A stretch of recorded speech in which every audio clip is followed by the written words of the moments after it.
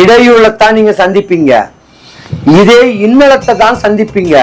இந்த கடனை அடைக்க முடியாததுக்கு யார் காலில் வேணா உழுவீங்க. நீங்க மீன ராசி பெண்கள் குரு கடாட்சியத்தோடு தெளிவுபடுத்திக்கிங்க. ஏன்னா உங்க வாழ்க்கையில நீங்க ஏமாறக்கூடிய நேரம் இது.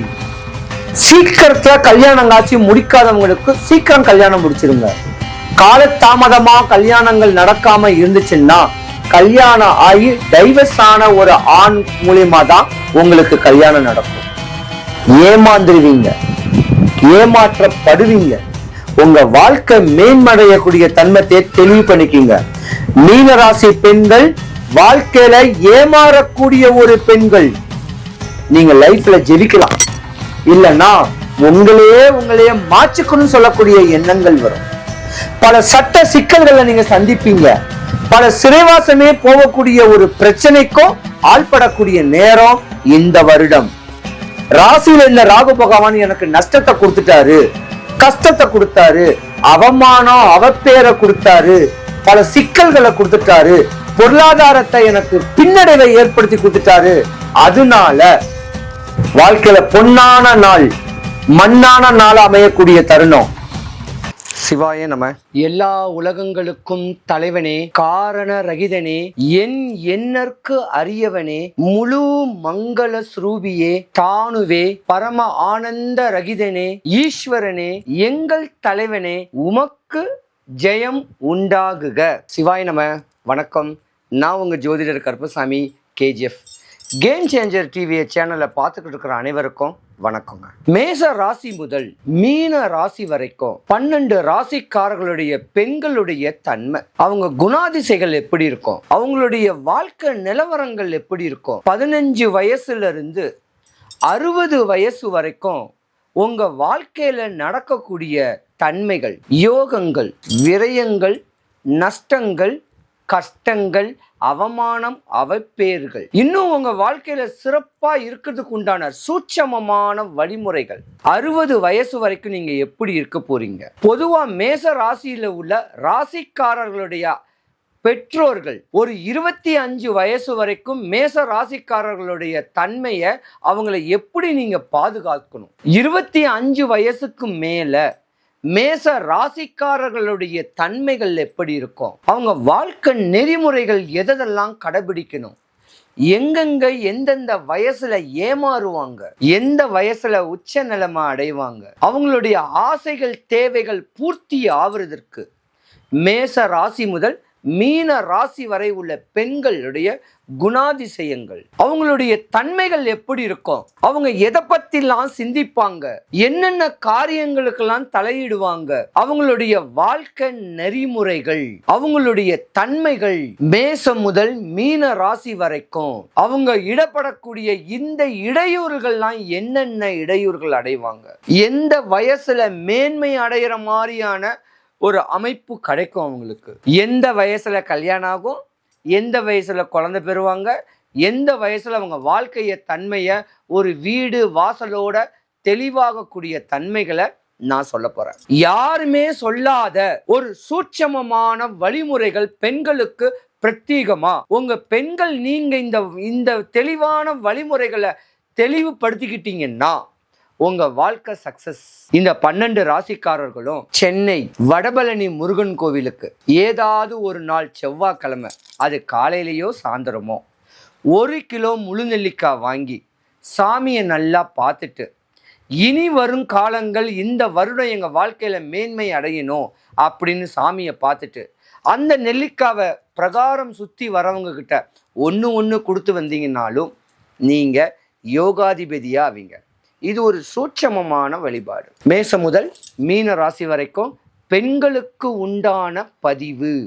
ஆண்களும் கேட்கலாம், ஆனா பெண்களுக்கு தன்மையான ஒரு பதிவு இது.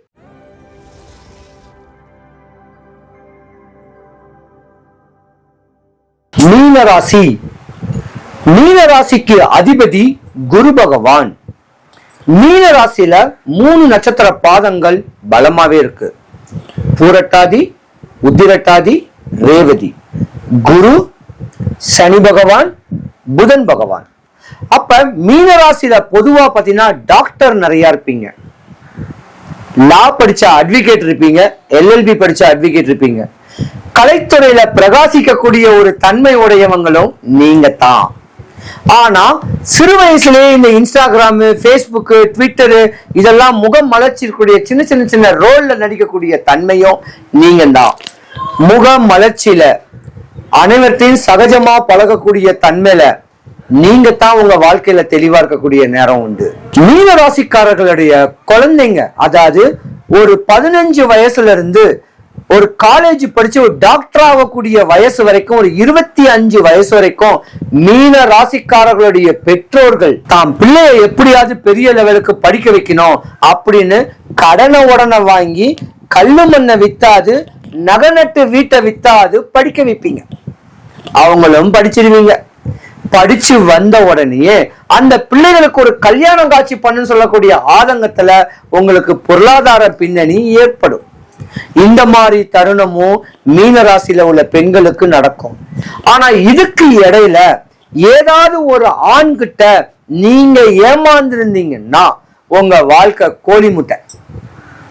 இத்தனை நாளா உங்க பிள்ளைங்க உங்களை படிக்க வச்சு பண்புள்ள அமைப்பு கொடுத்தவங்களுக்கு இந்த காதல் சொல்லக்கூடிய அமைப்புல, திருமணம் சொல்லக்கூடிய சடங்குல உங்க ஜாதகம் உல்டாவா போயிடும்.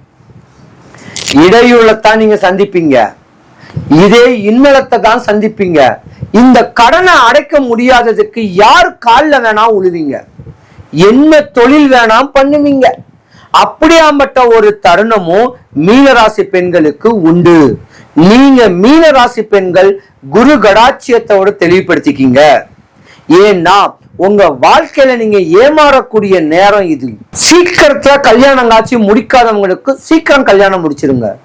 காலதாமதமா கல்யாணங்கள் நடக்காம இருந்துச்சுன்னா கல்யாணம் ஆகி டைவர்ஸ் ஆன ஒரு ஆண் மூலியமா தான் உங்களுக்கு கல்யாணம் நடக்கும். ஏமாந்துருவீங்க, ஏமாற்றப்படுவீங்க. உங்க வாழ்க்கை மேன்மடையக்கூடிய தன்மத்தை தெளிவு பண்ணிக்கிங்க. மீனராசி பெண்கள் வாழ்க்கையில ஏமாறக்கூடிய ஒரு பெண்கள். ஏன்னா நீங்க ஒரு சித்தர் ஜாதகம், ஒரு சிஸ்டர் ஜாதகம். ஆண்களையே வெறுக்கக்கூடிய ஒரு தருணம் உங்களுக்கு நடக்கும். யாராவது எவராது நம்ம வாழ்க்கையை மேன்மைப்படுத்த மாட்டாங்களான்னு சொல்லி அலைவீங்க. சொத்து சொகத்து மேல ஏமாறுவீங்க. ஒரு குறிப்பிட்ட கால வயசுக்கு மேல 35-45 வயசு பெண்கள்லாம் மண்ணால ஏமாறுவீங்க. நகை நட்டுங்களை அடமான வைப்பீங்க. இந்த மாதிரியான ஒரு தருணமும் மீனராசிக்கு உண்டு. மீன ராசியில ஜென்மத்துல சனி பகவான் வராரு. கொஞ்சம் கவனம் தேவை. கஷ்டம்தான் இருந்தாலும் அந்த கஷ்டத்தை யூகிச்சு தெளிவான அமைப்பில் நடந்து வந்தீங்கன்னா நீங்க லைஃப்ல ஜெயிக்கலாம்.